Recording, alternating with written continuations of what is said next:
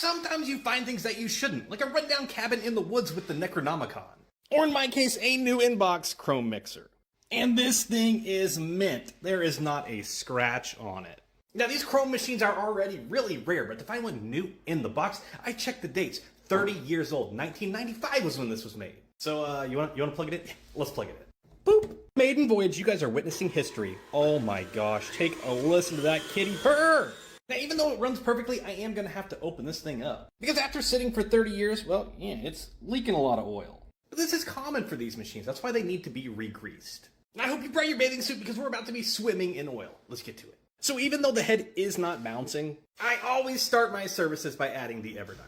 It's going to make sure that the head does not bounce up and down while mixing, which thrashes the machine, by the way. We want to make sure that this thing is protected, but it's also going to protect your paddles. They're not going to rub the bottom and chip like this. We're going to tilt this beauty into the upward position. And we're going to locate this screw right here in the neck, and we are going to remove that. Then we're going to slide that screw through the Everdyne just like that, and then we're going to reinstall that screw.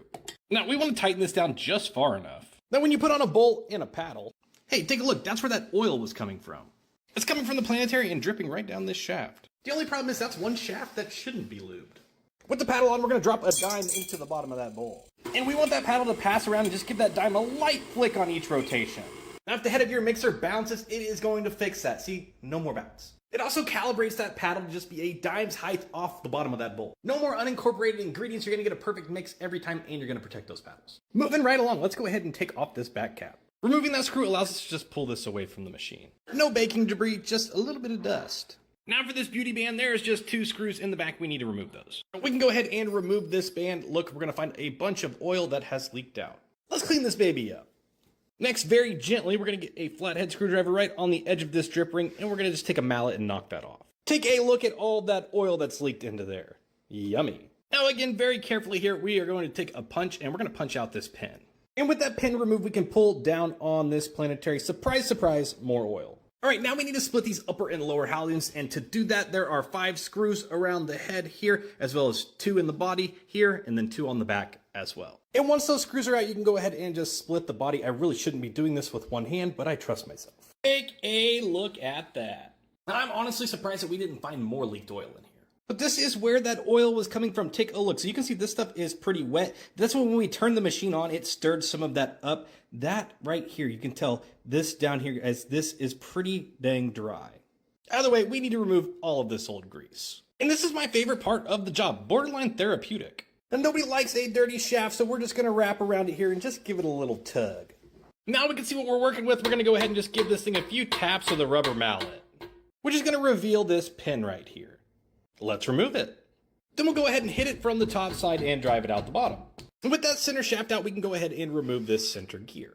We have a few other gears to remove. We have the worm tower. It is secured in place by 3 screws, which once removed, this tower should just pull away from the machine.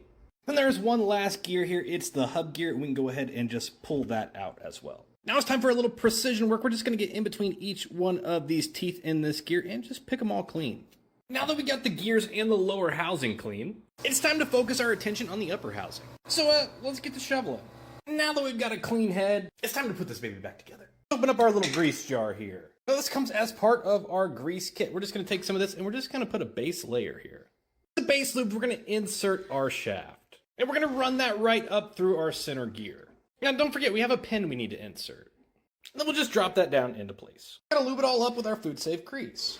Now that we've loaded up on the forbidden frosting, it's time to pop in our hub gear and add just a little bit more of that white goopy goodness. And now that we're all lubed up, we can go ahead and put our heads back together. Bring it all back together with our body screws. And I thought I was almost done. I forgot about all this oil.